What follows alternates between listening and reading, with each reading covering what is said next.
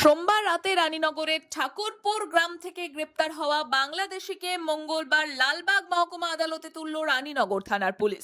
Police সূত্রে জানা গিয়েছে, গভীর রাতে ওই ব্যক্তি ঠাকুরপুর এলাকায় ঘোরাফেরা করছিল। সেই সময় সন্দেহ হয় রানীনগর থানার পুলিশের। তাকে আটক করে জিজ্ঞাসাবাদ করতে থাকে পুলিশ।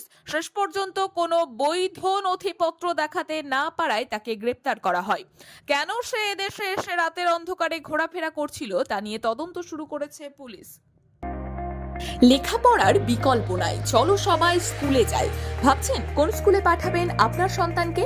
চিন্তা কিসের? আপনার ডোমকল গাবতলা মোড় এলাকায় আধুনিক পরিকাঠামোর আদর্শ স্কুল অ্যামারান্থাস একাডেমি। স্থান ডোমকল গাবতলা মোড়, মুর্শিদাবাদ।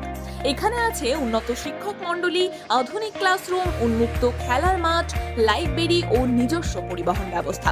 সন্তানের ভবিষ্যৎ গড়তে আসুন অ্যামারান্থাস একাডেমিতে। সন্তান আপনাদের, কিন্তু শিক্ষা আমাদের।